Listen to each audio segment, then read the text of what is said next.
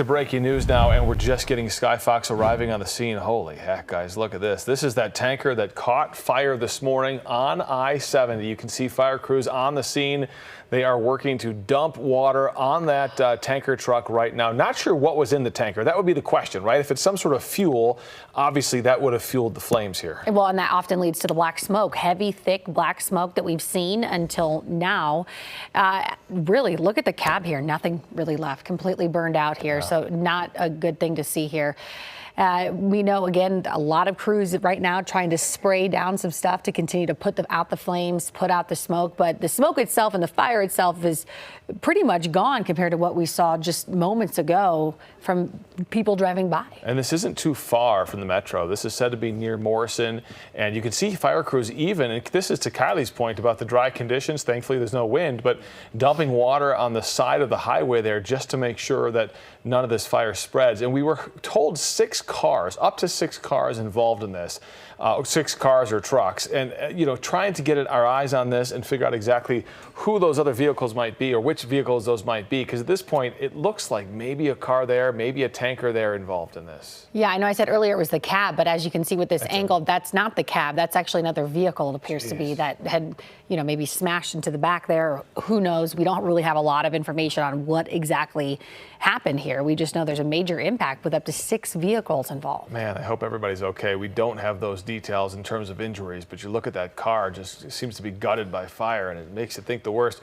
Okay, Drew, in terms of traffic, help me out here, because both directions of I-70 are closed. They're saying could be closed for hours, right? Yeah, they are. I mean, frankly, there's not a good alternate route. I'll give you one, but if you're going to stick in the car, if you'd rather, I guess, drive for 3 hours than just sit in traffic on I-70, you need to get to Highway 74 up in Evergreen. Evergreen is past this closure along I-70. So if you're heading down the mountain, get off in Evergreen. You can take Highway 74, get yourself into Evergreen, then take Parmalee Gulch to Highway 285. That'll get you back here into the metro. It's not a great workaround, but Kirk and Ashley, just watching this live feed from Skyfox and how intense that fire was, we need to show you guys this video that we have from a viewer that was driving by. You know how it works. They're going to check the structural integrity of the road, obviously the guardrail in that area. They're obviously considering putting out the fire and making sure no grass fire sparks nearby. But you guys saw I-70, especially in that westbound direction where it caught fire. The pavement there was pretty torched, so it might be quite some time before we're talking about opening up I-70. And if you have to get around it, I can show you how to do that. You can obviously punch it into that app on your phone as well. You can go through Evergreen to get there and do it. But again, as they zoom out, guys, it's showing you just how completely torched the interstate there is on I-70 right near that tanker. I think it's going to be quite some time before they get this opened up. And just to be transparent with you guys, I mean, this is raw, this is live. We don't know exactly what happened here. So just get a little bit of a warning here that this is coming to us as it's coming to you in terms of the nature of this. Skyfox kind of keeping that shot a little wide. Hey, pop up the video. Sounds like we just got this video in. This is showing you the flames. Oh my goodness, as people were just passing by, probably not too long after this first happened, but there's that black plume of smoke that people have been seeing. Well, yeah, they were driving by and you can see, my goodness, imagine pulling along and this is what you are coming up on.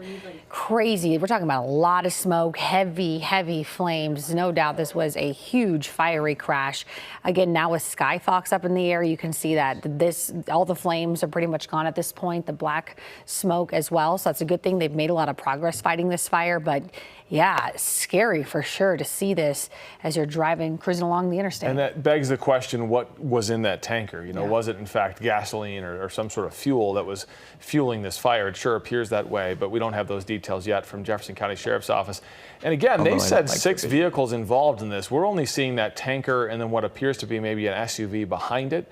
And so there might be other vehicles that were involved that maybe weren't directly involved, but kind of indirectly. We haven't gotten those details either. But at this point, you're looking at video that just came into our newsroom showing the flames as this tanker on I-70 up near Morrison engulfed in flames just about 30, 45 minutes ago. We first started getting reports, people saying, oh my gosh, there's a giant plume of smoke.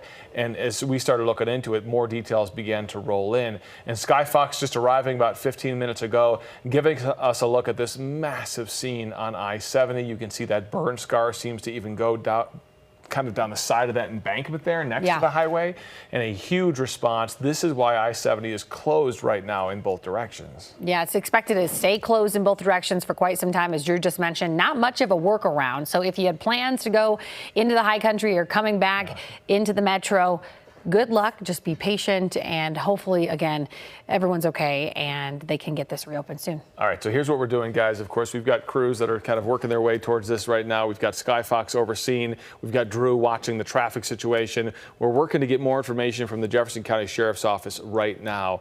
And again, you're looking live at Skyfox as fire crews continue to dump water on this tanker that was engulfed in flames and what appears to be maybe an SUV or a truck that burned behind it.